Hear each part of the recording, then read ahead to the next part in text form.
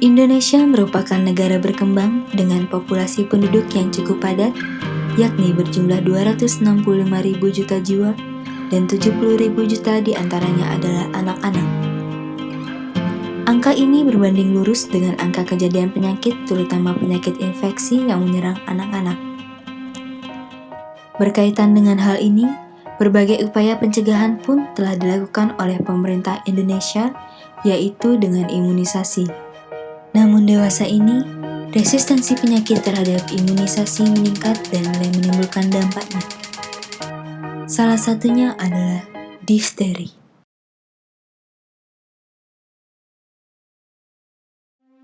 Jadi, anak saya kenapa, Dok?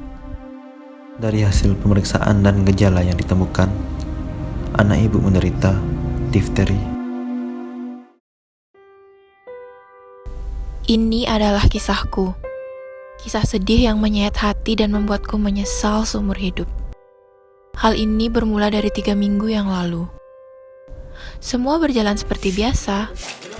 Namun, dari sinilah kebodohanku dimulai. Dek, bangun dek. Astaga, udah jam berapa ini, Nak? Udah siang. Dana bangun dah. Udah siang. 1 minggu rasanya aku tidak membawa anakku ke dokter. Kenapa nih? Gejalanya biasa. Demam dengan suhu 38 derajat. Tidak mau makan. Lehernya membengkak. Tapi ada yang aneh. Anakku jadi sulit bernafas dan menelan. Sampai akhirnya anakku sangat lemas sekali. Dia kesulitan bernafas dan... Pak, dia kenapa? Pak, dia kenapa, Pak? Kok dia kayak gini, Pak?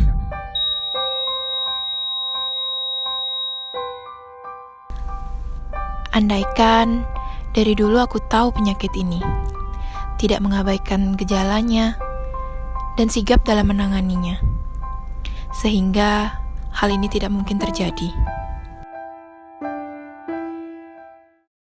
Difteri merupakan suatu penyakit yang sangat menular disebabkan oleh bakteri Corynebacterium diphtheria. Infeksi ini ditandai dengan infeksi saluran pernafasan akut bagian atas, nyeri menelan, demam kurang dari 38,5 derajat Celcius, dan pseudomembran putih keabuan pada tonsil, faring atau laring yang tidak mudah lepas, serta berdarah apabila diangkat. Dalam keadaan infeksi berat, dapat menyebabkan kematian dengan angka mencapai 50% apabila tidak diobati. Namun apabila diobati dengan benar, angka kematian menjadi 10%. Pada anak kurang dari 5 tahun, angka kematian mencapai 5-10%.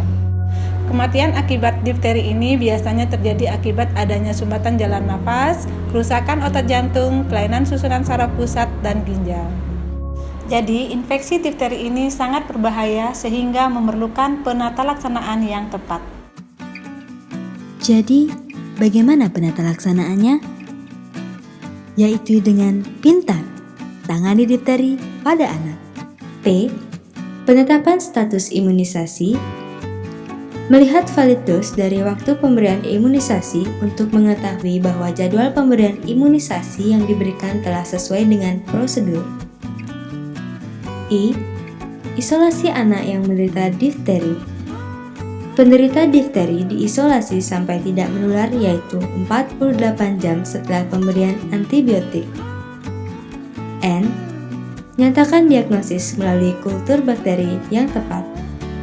T. Terapi ADS atau antitoksik difteri serum dan antibiotik.